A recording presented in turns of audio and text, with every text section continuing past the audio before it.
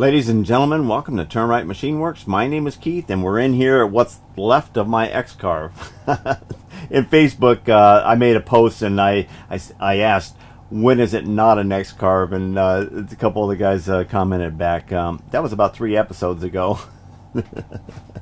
All right, no disrespect. Reventables got me into this, and I'm grateful for them. And they called their machine that I bought from them the X-Carve. And we have jacked it up, strengthened it up, added some more stuff, and we went ahead, and the last thing we did was we put away their X controller, and we're building our own controller. We have that going here. This is just a temporary Mach 3 program on the screen right now, a demo, but I actually have Mach 4 I'm going to be putting in there. I just put all my buddies up here on the backboard here. This was everybody. They gave me more than one sticker when they first gave me stickers, so I got some room. The monitor will be moving over some more as it is. I said, oh yeah, it's only going to be here. I moved that monitor that way 4 times. And anyway, we just got the coolant hooked up. This will be tied in here, but we've got another issue that we're facing, and we're going to be talking about that today. The coolant, I was actually able to install the lines, tighten it, fill it up, and not have a single leak. John and I set up yesterday on the phone, and so we could be talking to each other while I was going through some tests and covering some of the work that we've been doing. I brought in the main power, and what we were doing is we were going to test and set the parameters on the BFD. So I got everything all set, ready to go, and we started. The very first check was checking the continuity of ground from the VFD to the spindle. And I went ahead and set this, okay, and we reached in here, we got our ground, and we should be able to touch this body right here and get a signal. We had no signal. So then I went through and checked each one of the other contacts on here, making sure that it wasn't my screw up on the plug. Oh, then we pulled the plug out, and we looked in there, and we took pin number 4, that's the ground one, and we stuck it in here, and we got continuity. But we weren't, and we checked the other ones with the other lugs, and we knew that our wiring was not suspicious, and then we went ahead and we took the number 4 in here and held it to the body, and we have nothing. So I said, heck, let's go ahead and pull that fitting off. All right, let's take a look at it. Alright, we're just taking out these screws. These are tiny, they're probably like 3 millimeters.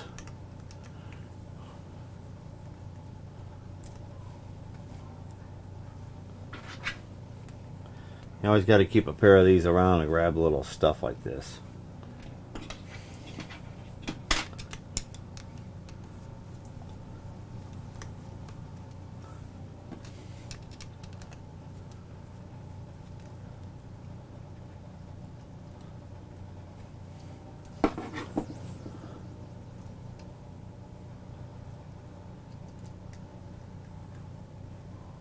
Okay, and voila, there's nothing connected to the underside of that pin for ground.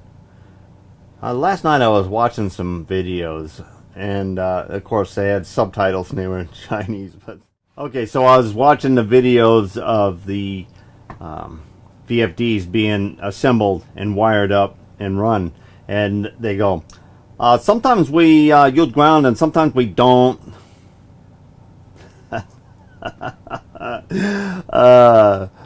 And I opened this up, and sorry Charlie, maybe better luck next time. I'm sorry, I just okay, you need the ground. you need to ground your spindle, and you got too many other things that are involved that if you blow it out because you're getting a an arc going through your system, you can waste your controller and everything else. All right, how are we going to get that? There's no way that I can get anything screwed down inside there. I thought about, and I looked, this got some play. In fact, actually, there's no power or anything else here, but I could actually take this number 16 wire and I can get it to fit down in between that slug right there, you know. So I have some clearance in there, and I could be pretty creative, because what I need to do is be able to go from that pin.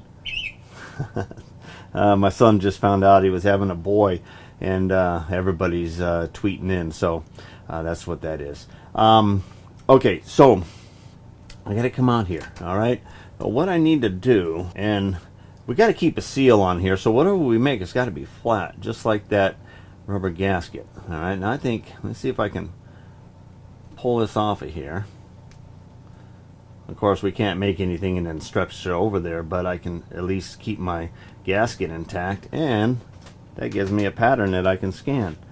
All right, so I'm going to go ahead and take this, put it in the printer, and I'm going to scan it, and then we're going to go into the PlasmaCAM, and I'm going to create a flat square that will sit down in between there and have a tang that comes up, and we're going to solder it right to that lug right there, and then we're going to have our ground. Alright, so let's head into the plasma cable. Okay, we've got our part drawn, and when it's got the purple body to it, that's showing the cut. So that's the cutout that we're going to create. Of course, you know, that's that's the size we're going to cut out. It looks a lot easier to cut out up there. And I put the tang going up, and then I made two small, I don't know if you can see the cursor from there, but I made two small reliefs so that when I bend that tang to come along the side of that boss that sits down into the housing, which I'm going to make this, and I get something that's going to be satisfactory. It's going to look like this. Of course, I'm not going to be able to stretch that over because this stretches, but that's not going to stretch. I'll make one single cut with my scissors or my snips, because the material is soft, but it's going to be thicker than maybe just a little bit the same thickness as this gasket here, so that I can get it over the wiring. And then we're going between this rubber gasket and dielectric grease, we're going to be putting this down on there after we, of course, after we solder that piece. And that, I kind of measured that length that we have in the height of the diameter, that will be able to go up the side and come on in and then solder to that pin. And I do that, then I have this full face of contact of ground, and it should still seat flush. The rubber gasket is going to give me the seal on the one side, and if I get it smooth enough and that seam doesn't interfere, the dielectric grease should go ahead and create a water barrier. You're not going to be submerging this thing, and if it gets a little bit of spill or we have an accident with one of the lines on top, I still should be able to seal that pretty much. Now, I may have to buy a little bit longer 3mm screws because they didn't generously give me extra threads. There is extra threads into the housing, and I have distance to go down deeper. So I may go shop because I don't want to short thread myself and strip out what I'm relying on to hold a super good ground. All right. All that said, we got our part here, and we just need to create a cut path. And cut paths with design edges is as simple as just picking an area, and I'm going to say that corner right there, yes, inside. All right, boom, there you go. Cut paths are all set. I'm just marrying that up. Now you want to look at what will be cut, and then you hit start, and it goes. Okay, see, it actually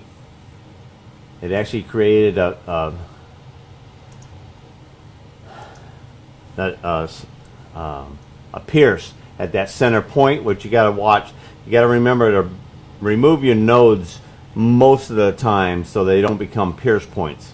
All right, so what I'm going to do now is I'm going to break that loose, and I'm going to hit that one there, and I'm going to delete it, and I'm going to delete that.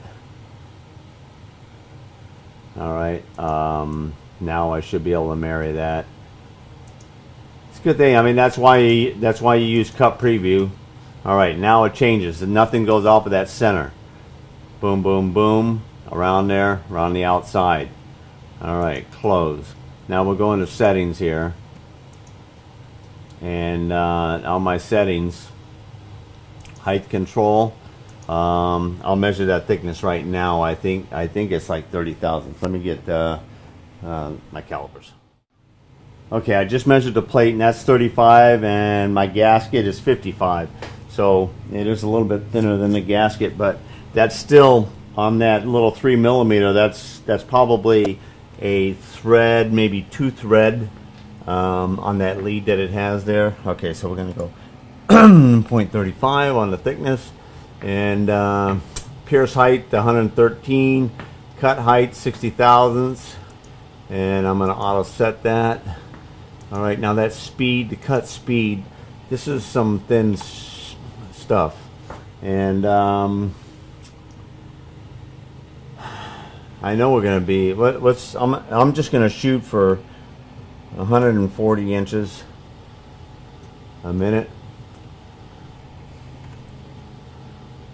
All right, and time to pierce 0.65. We'll give that a shot. That should be fine. And I think we're ready to go for our first test here. Now I'm going to go ahead and measure out an area on here. Now I've got my consumables to put in, so let's put those in. I dug in my kit. I haven't really played with a. I have 20, 30, 40, and 60 thousandths nozzles. So I do have a new 20 thousandths right here that I've been hanging on to. A brand new electrode. Torch is all set up here, ready to rock and roll. This is actually a contact for a 40 thousandths tip, but I believe there isn't one down below, so this one here handles them all. You can't run a 60 tip under a 40, but you can run the other way around, and this just happens to be new and clean, and we're going to go with it. All right, this is my starting cartridge, and we're just going to make sure that it's clean.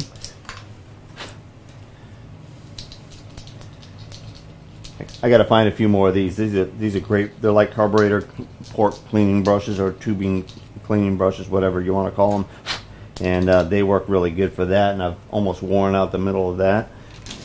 Okay, and oh, it's right here. Almost went to go get it. And all right, and just a real light coating. And I find that really the starting cartridges actually don't arc out as much. And we put on the contact there. Okay, we can start our plasma cutter now. And also our dryer.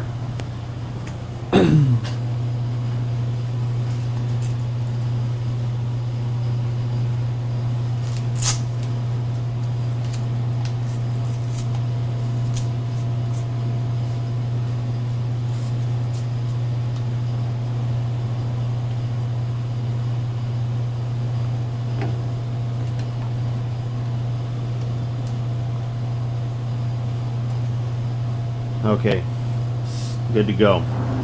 Okay, here's our corner over here. Some of this is clean. I'm not sure if I need to actually clean it or not.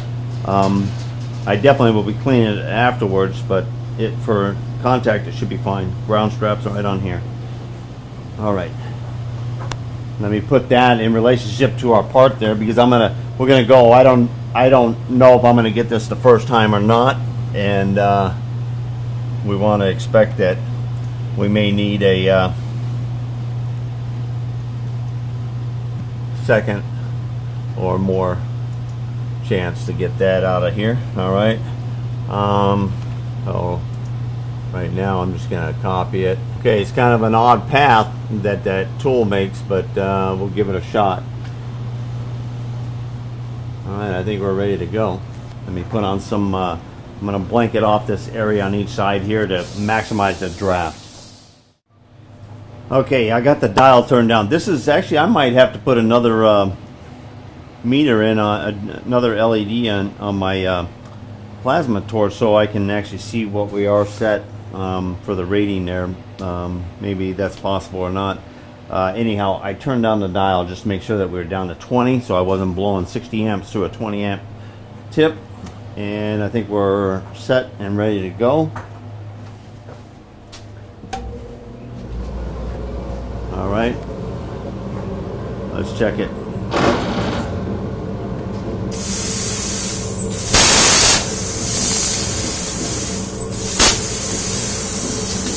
Okay, I can already tell on the second pierce it wasn't enough time waiting for the pierce, so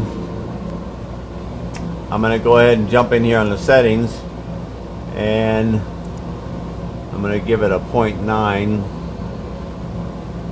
on that, and I'm just going to start it over. It will pierce the same hole in the beginning.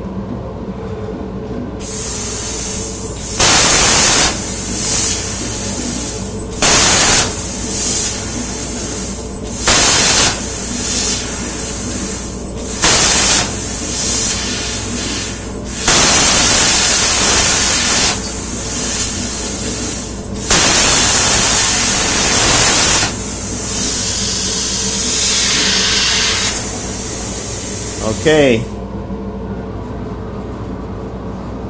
let's look for that part.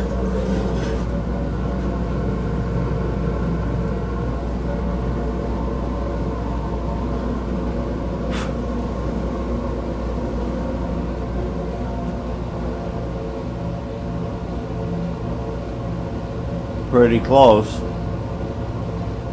I mean, I could use that part right there. Let's see, where's the gasket? But we're gonna have some fun here because I already know I have one usable part, and I know I'll be able to bend that tang right up there. I don't want to bend nothing until I take the Scotch-Brite and clean up this. But and it's relieved right there. You see that's relieved, so I'll be able to create that bend right along there, and we'll do whatever we need to on that boss. Now, I actually asked this to be 0.800 here, and we're about 750 right there, and this was like 150, so that's a little fat there. I can go ahead and increase my kerf width and recut this, and I should be able to make up that difference there. Or I can leave it fat and I can hand do this around in here. That would be no problem. That was 150. I'm at 170, so I'm about 10 thousandths fat per side on the kerf. What was my kerf sitting in here?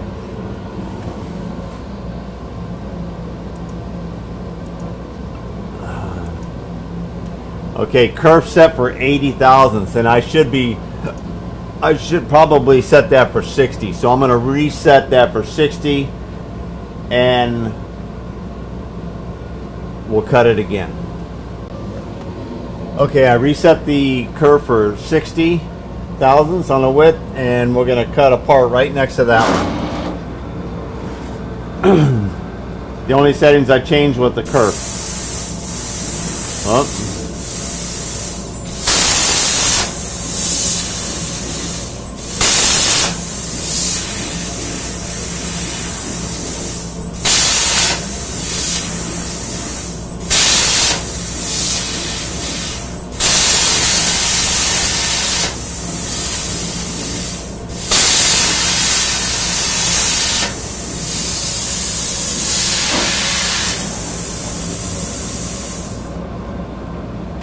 You know what's funny is that came back to the center several times, so I don't know what's up with it because I didn't tell it to pierce anything in there.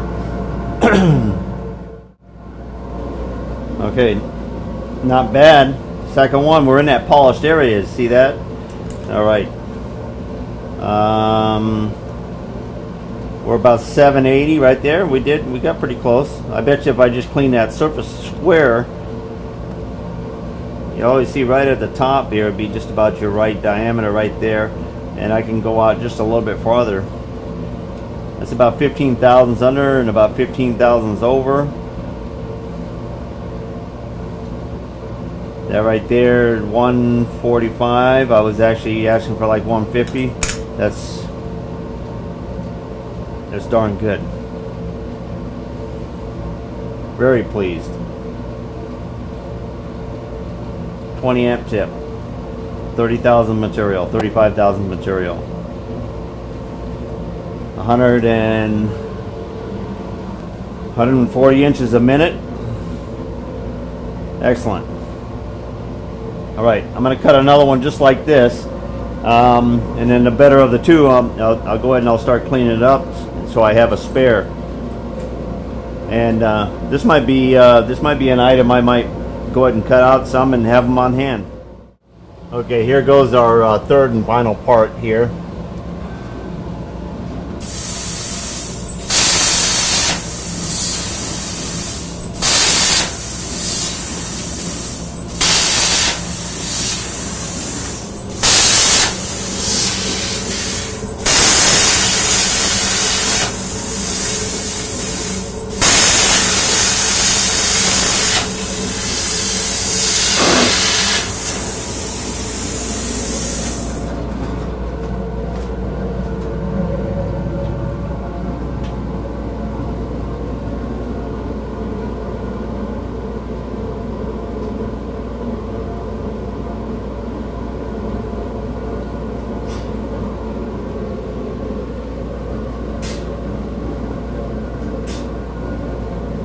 This is our first one, 80 thousandths kerf. I forgot to change that setting. I changed it to this one here.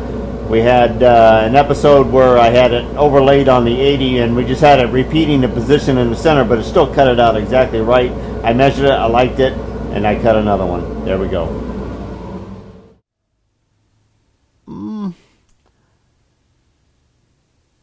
Pretty good. Better than I expected, I guess, especially with the holes and everything else. Yeah, I ought to start doing a little bit more thinner materials on that. I might get a little better than that.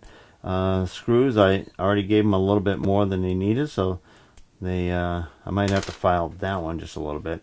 I'm pretty sure I'm going to have to get longer screws, so I'm not expecting to put this on tonight here. And I'm going to file or run a drill through that one right there. But it looks darn good, and the holes look good here. I'm going to have to split this, and I'm going to bend. I'm going to decide which side I want up and which side I want down. And I think I'm going to put the best side down. I'm going to put the roughest side towards the rubber gasket. You know, I'm going to want this. I think I'm going to want this up, rubber gasket, then this, and then this whole face will be resting on that. Is that the way I should go, or should I put this up against that and then have the rubber surface between here and there, and maybe the rubber gasket will squeeze around the body, and that might be the best call. Okay, I'm gonna make this the rubber gasket, and then here. That's my final decision. Okay, you're going to want to see this. Stay tuned for our next episode. Until next time, get her done.